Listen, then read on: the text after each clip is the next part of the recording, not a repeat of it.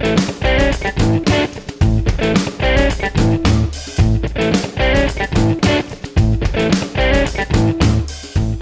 to Girl Crush Country, where we are obsessed with women in country music. And I'm Jess Wright in Nashville. Jada Cato is my guest this week. Welcome. Thank you. I'm excited to have you here. I was talking about you with Reese Palmer yesterday. Reese. She's going to... She told me some things I needed to ask you about. So that's coming up. Okay. But I saw that you were called, or you call yourself, or somebody calls you the Cosmic Cowgirl. Yes. Where did that come from?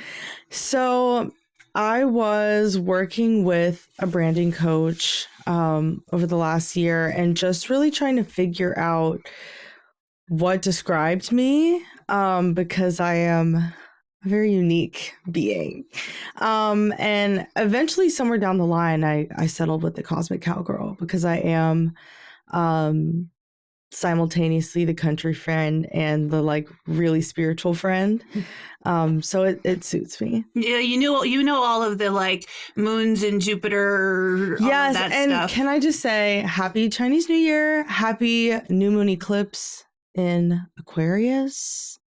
There's a guy on TikTok who said that if we saw his video, and he was Chinese, he said, if you're seeing this video, that means you are now Chinese, and therefore you get the day off from work because of Chinese New Year. I've been Chinese for a few months now. Thank you to the Chinese baddies on TikTok. I've been drinking my pear tea, wearing my slippers, and drinking broth, and having a really good time being Chinese. All of the things. And in March, I'll be Irish. And, Ooh, you know, switch up. We'll be all the things. It's fine. I'm every woman. That's right. Yes. It's all in me. Yes. All in me. Right. Now, a lot of artists, especially early on in their careers, have side hustles to pay the bills. I don't even think I have figured out all of your side hustles. Oh, I would love to hear a list of what you have figured out. Here's what I figured out. Okay. You give voice lessons. Yes. You do Reiki. Yes. You teach yoga. Yes. Did I read right that you were an intimacy coordinator for Netflix? I did do that. Okay. Yes. For I do Heartland? that. Yes. I was the second IC. So the main intimacy choreographer's name is Sasha Comrie. That's my girl. And so I went and covered for her for a few days on set. But yes, I do that for television, film, and stage. How do you get into that? Well, I was music directing a production of Choir Boy in Seattle some years back, and the intimacy choreographer's name is Kaya Dunn, who's kind of a pioneer in the industry because it's still relatively new.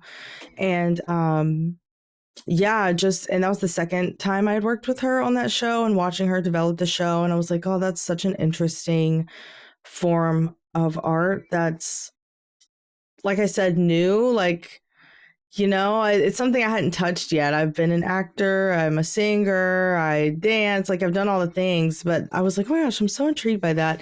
And so I started taking classes and just, you know, workshops and things like that, and taking gigs here and there. So that's essentially like telling people if they're in a scene making out or having sex or whatever the thing is, that like you turn your head to the left here and you turn your head to the right here. And yeah, it can be that nuance. Some actors are, more experienced. And so you're just kind of setting guidelines. But the main priority is to hold everyone's boundaries and make sure that they're respected, especially with TV and film, because they have a writer. So things that they will and will not do that they have said on contract. And so making sure that everyone is sticking to those parameters, because sometimes people get a little wacky in the moment and it's like, whoa, we did not agree to that. Intentionally or otherwise. Yeah. I guess that's a good thing in 2026 to have somebody there to just protect everybody involved in those situations. Yes. You know, I've only had a few people be like, what do we need that for? And they don't even have the best track record. And I'm like, you have not been abused in a scene, but many people have. Yeah. And it just brings more of a sense of camaraderie with the cast. Like, it takes a lot of the awkwardness away. Our intention is also to desexualize the language. So, yeah. Oh, so here is also where Reese Palmer came in. She said, did you know that she runs a theater company? What? That is also true. What? What? How do you have time? I'm exhausted.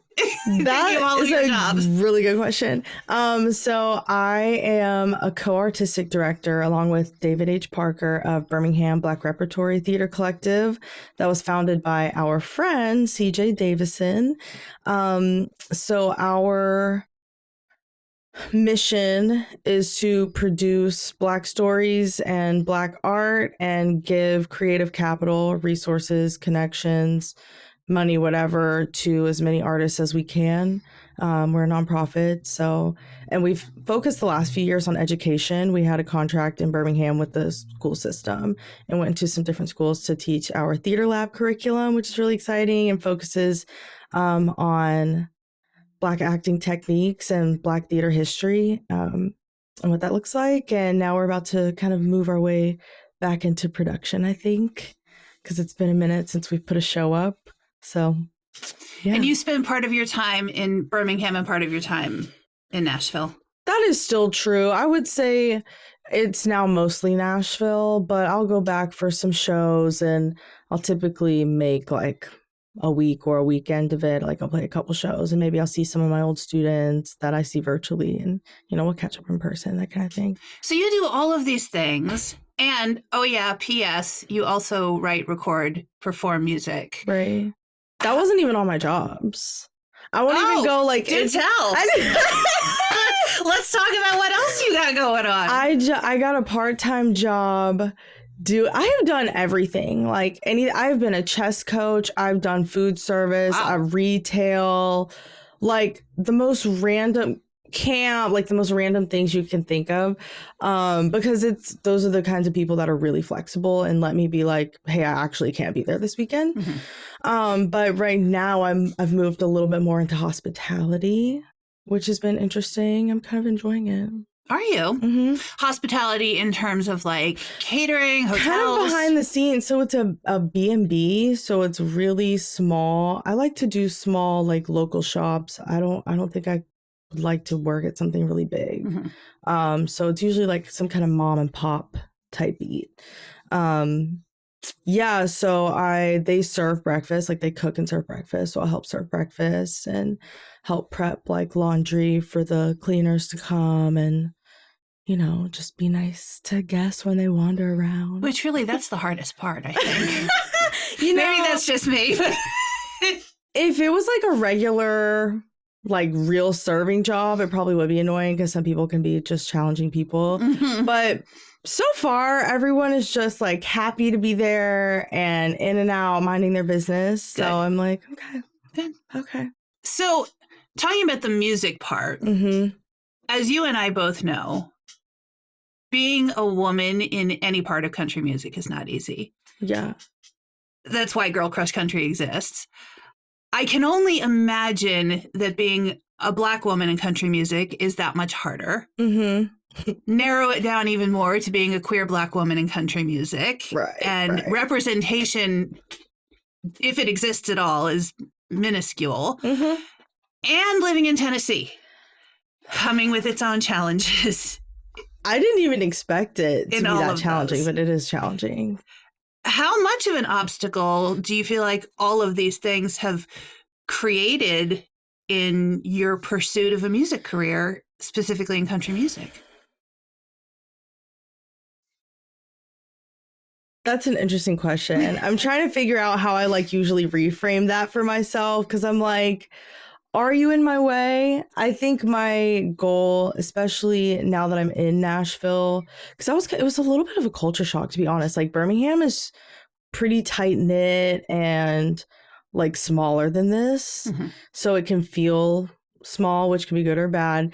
And it's like super diverse, like all out in one area. And this is more like a city, like it's huge and there's like it's a giant small town, right? And people have like their little areas, but I don't know, it feels dare I say a little more segregated than Birmingham. Really? Yeah, and it's no secret that a lot of people in the industry are racist. Yeah. Even while claiming that some of their best friends are right. It's like that's Black people. not what makes or doesn't make it. Anyway, the opposite of racist is anti-racist. So that requires education and work. It's not just like I know a guy, you know. Anyway, that's for another for another day. Listen, I know. Okay, but yeah, I say where those challenges present themselves, I'm really trying to like energetically be like, that's not my problem. That's actually their problem. Because it can really bog you down. Like I've had shows, I did a show in Oklahoma with Ty Herndon, and it was we were like in the middle of nowhere. It's like pitch black. I'm the only Black person there. There's like probably thousands of people there. I can't see anything. Like this is like... many of these people have guns like just on their person, and like it's just like a type of scared that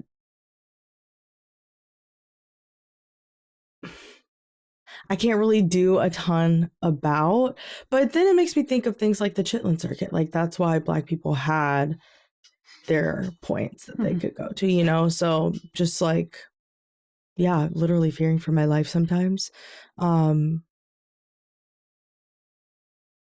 But I tried my best, like I said, to process that through and recenter into who I am and not what they think of me. That is something I'm really working on right now. That reminds me of two things. One, it must have been in 2020. I read this article or a story, blog post, something from a Black woman who loves country music. And she talked about how if she wanted to travel to see a concert, she would have to research the town she was going to, the towns she might stop in along the way. Right. Just to see how safe it would be for her as a Black woman. And I thought, that's not a thing that ever occurred to me to think about. But then I started thinking about a friend of mine who is a Black woman who worked in country radio, the same that I did. That's how I met her. And when she was still living in Nashville, we would go to concerts together all the time. And we would play this game, her idea. How many people are here who look like me, meaning look like her, that are not working? I love that game. And we would, you know, and if one of us was at a concert without the other one, we would text you, I'm at this concert, the number is 17. Yeah. Like it would be a stupid low number. Yeah. It did not occur to me until I read that woman's article that the reason she created that game was not for fun. It was out of fear.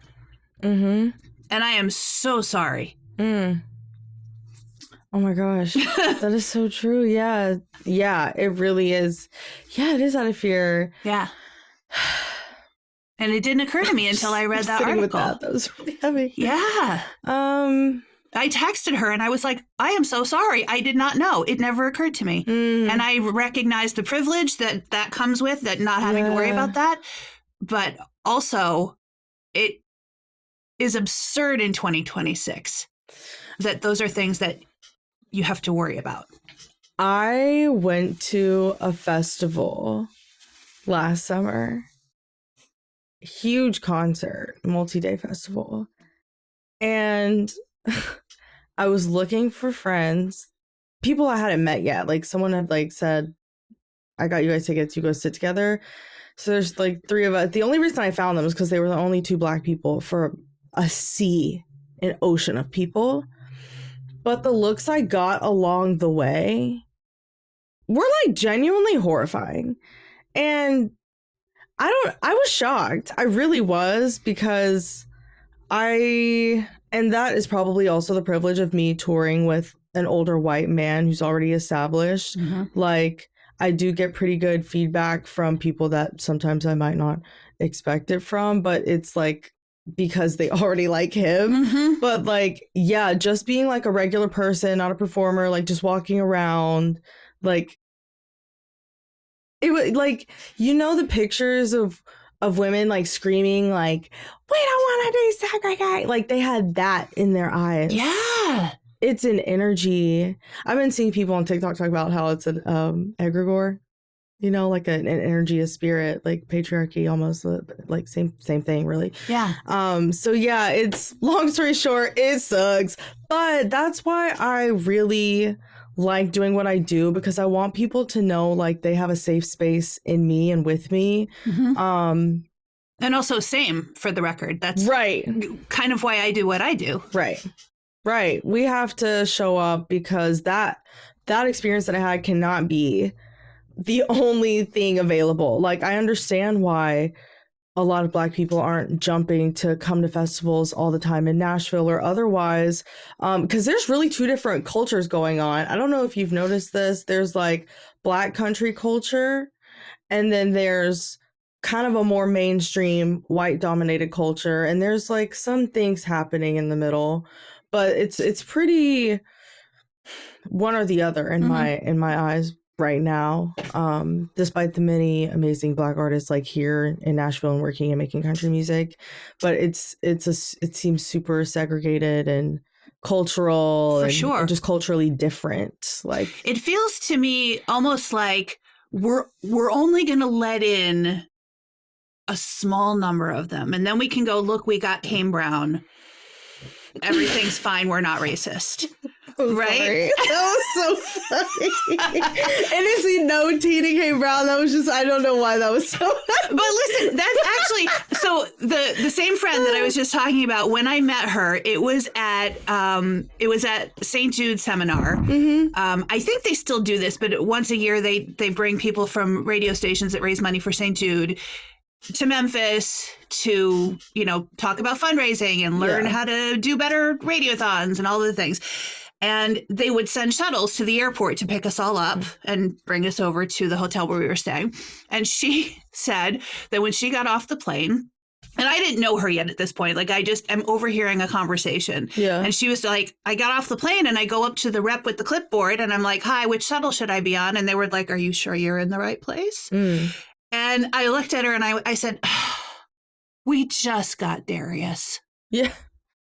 We can't have all of you coming in at the same time. Come on. And she started laughing. And I realized she could have punched me in the face because she doesn't know me and she doesn't know that I'm joking at that point. But we became good friends. Yeah, I'm glad I went that direction. She felt the vibes. That's why I will have people meet me at the front door. Like if I'm playing one of Ty's shows or whoever, and I'm showing up not in the van with the band, I will have someone meet me at the front door, because the amount of times that I'm questioned, like, are you in the right spot? You're with the band. Are you sure? Yeah. Like, I'm like, I don't have time for that. And I'm argumentative. So why don't somebody, and I'm like, I really hate to make a fuss, but I don't want to deal with this. So can someone just come get me? Because they're like, oh, we're just on the second floor. And I'm like, great. Can someone please come get me? Yeah. No, that's reasonable and also absurd that you have to do that. Right. But I saw this list that you posted at the beginning of this year. It was a list of things that you were, I know she's like, what did I do? What did I do? Was this a private story? I'm just kidding. I'm a private story. No, it was a list of things that you were proud of yourself from 2025. Yes. And one of the things was that you stopped sacrificing your needs and your boundaries to make other people comfortable. And that you were called confrontational. Because that was big, because you used to avoid hard conversations. Right. But here you are doing this hard thing just by existing in a genre that there's not any representation or very little representation. Yeah. Like, and I saw that you were trained in opera and classical and jazz and pop and rock and musical theater. So how did you get the courage? Because really, that's a really brave thing. You've got all of this background in genres that don't try to push you out. Okay, I might be wrong. No, I'm like, musical theater. We could talk about her later. But yes, opera. We could talk about her later. But sure. Okay, I could see that. Yeah. But this is a really brave thing. What gave you the courage to pursue country music? I don't think I ever meant to be brave. Like, I was just in middle school listening to, like, watching CMT before I went to school and being like, I want to do that. It's funny you said Darius Rucker. I'm like, I had Darius Rucker. Honestly, that was it enough for me. I was like, yeah, I can do that. Darius can do it. I can do it. Exactly. Yeah. And there were so many women. I mean, it was like all white women, but the first wave of feminism. Come on, we're going to get over that hump. Yeah. We're getting over that hump. Nobody told you it was going to go backwards. Nobody told you we were going to need this show because nobody's paying attention to women in country music. Millennials and young millennials, like I would identify as a millennial, but we were just sold a lie. Mm-hmm. But we were on the upswing. We really were on the upswing for a really long time. I'm proud of that. Yeah.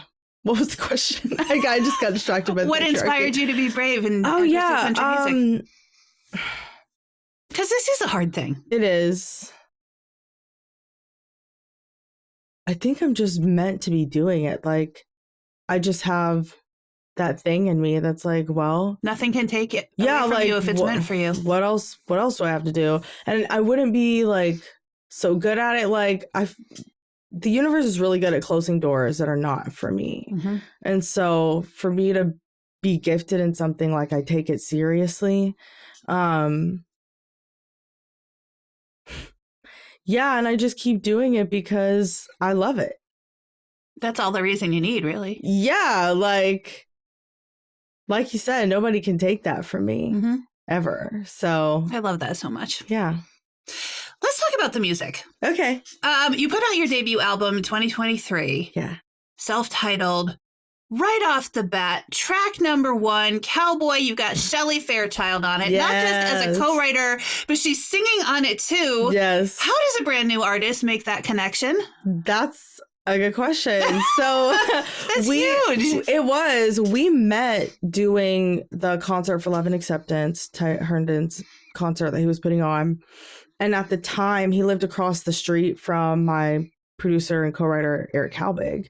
And so one day I was like, let's set up a write, whatever. And so the three of us wrote that song.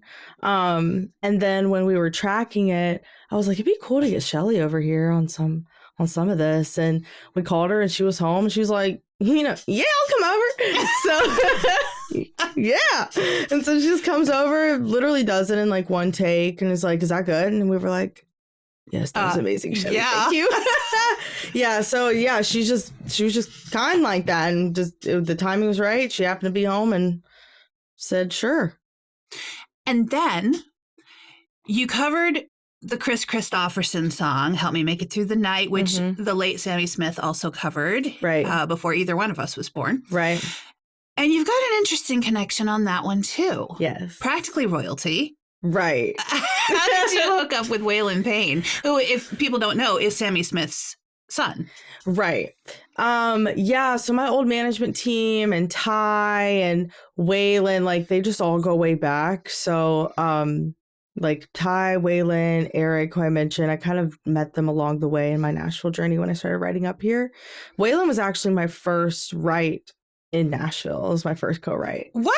We wrote Strange Times. That was my very first co-write here ever. I was writing by myself in Birmingham for the most part, and like I had developed my band, and it was like, okay, time to start stretching and like learning more in Nashville. And so, yeah, I got hooked up with him, and we wrote that song together that I'm about to put out.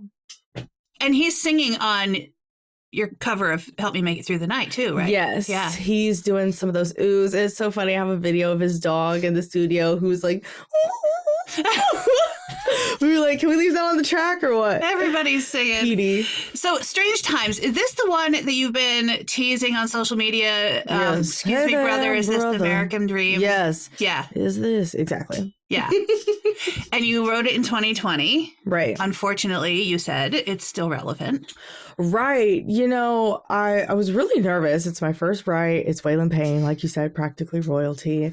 And so I'm just like ready to be open and agreeable in the sense that like if he had an idea, like I'm going to go with his idea and like work on it. Right. So this is right after the murder of George Floyd. So we're like in his house, he's made breakfast, we're just chit chatting, having some biscuits. He's real sweetie, little hostess. And he's like, so how are you feeling like about everything going on? And I'm like, That's a loaded question. It is a loaded question. And I'm still trying to read the room, too. Right. Because I just met this white man whose house I'm in. Yeah. Right. I'm like, I'm good. How are you? And he's like, no. Everything's fine. No, really. Like, how are you? And I was like, because he's like, what do you want to write? And I'm like, I don't know. We can write a love song. We can write whatever. I'm just thinking country, whatever. And he's like, no, really. And I'm like, honestly, kind of pissed. He's like, yeah, let's write that. And he had already been kind of plucking this song out. And he had the chorus already. And he was like, tell me what you think of this. And he sings the chorus of Strange Times. And I was like, yes, let's write that. And yeah, we just started working it out. That, hey there, brother, that was Waylon. And we just had this really, it was out of body experience, just bouncing back and forth. And there's a tag at the end that I actually added months after, like in September. We wrote this in July, and in September I was like, this just ends so down. Like, I can't leave it with the questions. I feel like there has to be some kind of call to action. And so I added a tag that says change is coming. Oh, keep running towards the light. And it's like this big choir that an a cappella group I'm in. Another thing that another job. Note meal. I had stacked the vocals myself, but it just sounded like a bunch of me, and I was like, I hate this. And so I was like, do you guys want to get together and be on this track with me? And they were like, yes. And so a good friend down in Birmingham, Shane Jewell, produced those vocals and sent them up here, and we just got them added in.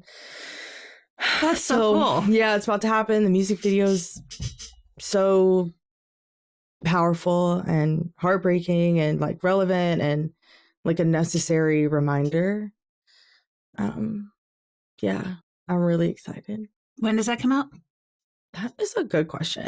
I've been so indecisive. Well, first I want to get these vocals finished. Yeah. Because I also realized I messed up a line. I was like, let me go fix that. That's where it just came from. And so, and I've been checking the astrology, and I just haven't been loving it, to be honest, because I wanted to maybe drop it for Black History Month. But I don't know. It'll be a surprise. Okay. To you and me. Okay. I will be keeping an eye out for that. Good. Obviously, when it's out, we will put it in the Girl Crush Country playlist. Thank you. On Spotify. Thank you. I would love that. Now, do you have other songs that you're planning to release soon? Because I've seen you performing some stuff online. I saw I Did, I'm Done. Oh, yes. I love that one. I wrote love it too. that with Jake Who, and we need to finish it actually. That we had started writing it and then kind of run out of time with our session. We got to finish that one. That was a good one. There's a whole litany of songs that I need to record that I've been playing for a while. No Contact High, is that one of them? No Contact High. Yes. Oh my gosh. Yeah, you're keeping up. Those are the like recent ones. Like No Pressure, but when can we have them? Right. That's a great question. Okay. I am, after I get through like the first 2 to 3 quarters of this year, I'm gonna, because I've got some more things planned for this year as well. Okay. But are we only going to hint at those things now and not talk about them? Or like, are they still under wraps? One of them is definitely under wraps and I could get in trouble. Okay. But the other thing that I mentioned to you is that I'm going to play Country on the Coast in the UK. Your first April. UK or your first abroad music festival. Yeah. So exciting. I'm very excited about that. I've always felt super connected over there for some reason. So I'm really excited to finally touch down and like get to know people, play some shows, and start to expand my reach beyond Nashville. I think that's really important, to just, keep reaching. I think the American dream often involves other places. Now more than ever. Right. How far can we touch? Yeah. So, will you be doing the concert for Love and Acceptance again this year? This last year was their last year. No. I know. So he says, I hope that something comes about it. Yeah, they've been doing it for so long, and like it's a lot of work. Like I'll just be watching just the day of, and I'm like, oh my God. Yeah. So I get it. And they're like, it's time for the next generation. But I actually did threw my first fundraiser this year with the theater, and we did it at the Listening Room and had Laura Michael Sellers and Tia Sillers and Frank Gray and Matt Bloyd, and I performed, and it was really awesome. So hopefully we can do more of that and just get more involved in this community. And I saw that you're a new member of the CMA and the UK CMA. Yes. Does that mean something different as an artist than it does for just like somebody in the industry? Like, do you get professional benefits out of that? Yes. So for CMA, you can apply as an artist, like a professional in the industry, but there's another one like for industry professionals, I think. Like there's different ones you can apply for. So I think they're separate, but maybe like similar benefits, but just different requirements. Okay. If I understand that correctly. So that's very cool that you got into both of those. Yes, I applied and thankfully I got in. So I'm already like networking and seeing what I can do with that. I applied to play CMA Fest this year. So yay, good luck. Thanks. I hope that happens for you. Me too. Okay, quick flash round time. Okay. Easy questions. Well, nothing terribly difficult. Well, sometimes people go, "Oh my God, that's a hard question," and I don't mean it to be. Okay. Who are your country girl crushes? Oh, Madeline Edwards, Raina Roberts, Megan Maroney. Angie K. Mm-hmm.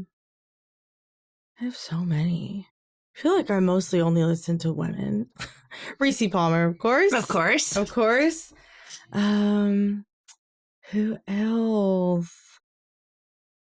See, I get another bonus of that question for me is that it tells me who else I need to be reaching out to. Yes. To get on, Trish McIntosh. You should look her up too. I really like her. Priscilla Block. I like Priscilla Block's music too. Yeah. Okay. When you grab a book, you go in for romance or thriller or other? Ooh. See? Not hard questions, but hard questions. I could go for a romance or a thriller. Okay. I also really like books about like immigration stories. Like I have this one that I really like. I can't remember. Oh, like My Name is Komodo or something. Like it's about this child that was living through war, like in Korea when the Japanese were taking over. Like it was like is it fiction or nonfiction? It's nonfiction, but it's like based on life. Okay. You know what I mean? Like historical nonfiction. Exactly. Kind of. Okay. Yeah, I enjoy those too. I like historical fiction as well. Yeah. So, yeah. What artist do you want to be your best friend? Oh my God. Anybody who's watched more than one episode of Girl Crush Country knows that my answer is Ashley McBride, and I'm going to say it in every episode until she agrees to it. Valid. Not being creepy. Ashley McBride and Shelley Fairchild are also on my Girl Crush list. My bestie. What's her name? She's in Heartland. Carter Faith. I want to hang out with her. She interests me. Yeah. She seems cool. Yeah, she does. Okay. Another one I need to get on the show. Mm-hmm. If you could invent a holiday, what would it celebrate? Oh my gosh, we need Unity Day where we all celebrate that we all literally need the same things to survive. It would be called like World Neighbor Day, because I really believe that we're all just global neighbors and we should be nice to each other. I love that. Jada Cato, you have been so fun. Thanks, so are you. Thank you for taking the time to be here. Thank you for having me. I really enjoyed it. Y'all get ready for Jada's new song, Strange Times, when it comes out. We don't know when yet. She's not telling us. But you can hear some of her older songs on the Girl Crush Country Spotify playlist. Be sure to hit that subscribe button here. And don't forget that you can sign up for the newsletter to get all of the tea, a heads up when there's new interviews out, music releases, all of the things at girlcrushcountry.com.